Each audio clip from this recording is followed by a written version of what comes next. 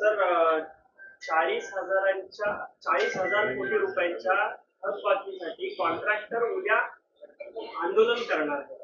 पण पाहतो एकीकडे एक योजना राबवली जाते, तिकडे हे पैसे वळवले जात आहेत अशी चर्चा आहे. तर काही खास बघा, योजना कोणत्याही राबवल्या जात नाहीत महाराष्ट्रामध्ये, आणि भविष्यामध्ये पुढल्या महिन्यामध्ये सरकारी कर्मचाऱ्यांचे पगार होतील की नाही अशी भीती सरकारी कर्मचाऱ्यांच्या वतीनं, त्यांच्यातल्या संघटनेतल्या नेत्यांच्या वतीनं मला वारंवार आमच्याकडे व्यक्त केली जाते. पगार होणार नाहीत कर्मचाऱ्यांचे. माझ्याकडे अशी माहिती आहे की या वेळचे पगार सुद्धा सरकारनं ओव्हरड्राफ्ट घेऊन दिलेले आहेत. ओव्हरड्राफ्ट. काल प्रधानमंत्री मोदी आले,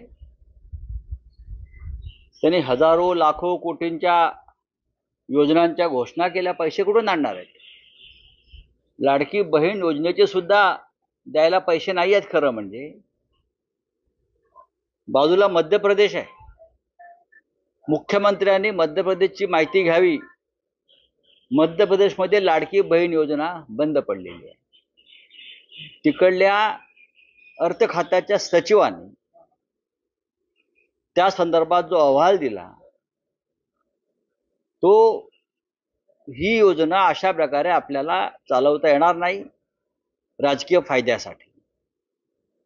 महाराष्ट्रात सुद्धा लाडक्या बहीण योजनेचा हप्ता दुसरा किंवा तिसराच मिळेल, चौथा देण्याची ताकद या सरकारमध्ये अजिबात नाही. तिजोरीत पैसे नाहीत. सरकारी कर्मचारी, शिक्षक, पोलीस यांचे सुद्धा पगार होणार नाही आहेत. ओव्हरड्राफ्टवरती सरकार चाललेलं आहे, म्हणजे कर्जावर. अशा परिस्थितीमध्ये 40,000 कोटी 50,000 कोटीचे आम्ही आकडे जे ऐकतो आहोत ते अत्यंत चिंताजनक आहेत. बरोबर ना? कोणाकडे पैसे आहेत? त्यांनी दाखवावं बॅलन्स शीट या राज्याचं. एकनाथ शिंदे हे जे उडतायत योजना घेऊन, त्यांनी जरा जमिनीवर पाहावं काय परिस्थिती आहे. लाडक्या बहीण योजनेच्या कार्यक्रमात मोदी येतात, पण बहिणी कुठे आहेत?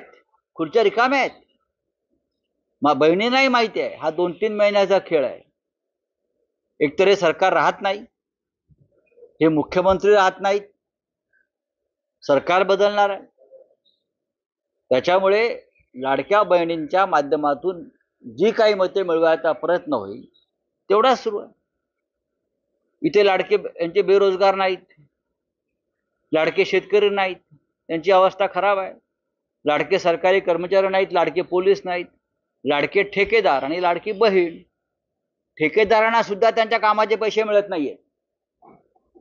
50-50 हजार कोटीची देणी थकलेली आहेत आणि उधारीवर कामं चालू आहे. ठेकेदार मंत्रालयामध्ये बसून आहेत, लहान मोठे ठेकेदार. त्यांच्याकडून कमिशन घेतलेलं आहे कामाच्या बदल्यात ठेकेदारांकडून 40%,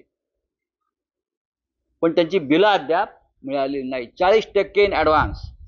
हे जे सरकार आहे एकनाथ शिंदे यांचं, स्वतः मुख्यमंत्री मिस्टर 40% आहेत, त्यांचे चिरंजीव मिस्टर 20% आहेत बरं का, आणि खालचे इतर सगळे मिस्टर 10% आहेत.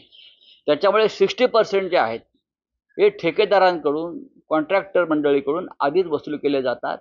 आणि या राज्यात काम करणारे सर्व ठेकेदार जे आहेत ते भिकेला आणि कंगाल झालेले. दसरा दिवाळी मग अंधारात जाईल का महाराष्ट्राचे?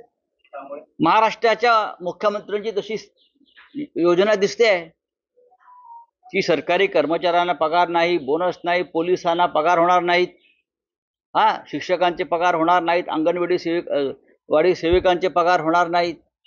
त्याच्यामुळे लाडक्या बहिणींच्या राजकीय खेळामध्ये उर्वरित महाराष्ट्राचा जो वर्ग आहे त्यांची दिवाळी अंधारात जाण्याची भीती आम्हाला वाटते आहे. कारण या सरकारला कोणतेही नीती आणि दिशा नाही, धोरण नाही.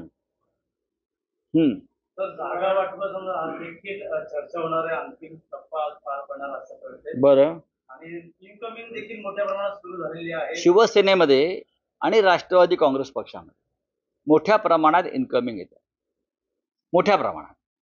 काल आपण पाहिलं असे डोंबिवलीतले तरुण कार्यकर्ते जे एका विशिष्ट परिस्थितीत मिंदे गटात गेले, दीपेश म्हात्रे, ते पुन्हा त्यांच्या कार्यकर्त्यांसह इथे आले. मी काल जळगाव धुळे भागामध्ये होतो, मालेगावला होतो, नाशिकला होतो. त्या भागातून लवकरच मोठ्या प्रमाणात इन्कमिंग होईल आणि हे सगळे लोक शिवसेनेबरोबर उद्याच्या विधानसभेत काम करतील आणि आमच्या जागा निवडून आणण्यासाठी मदत करतील.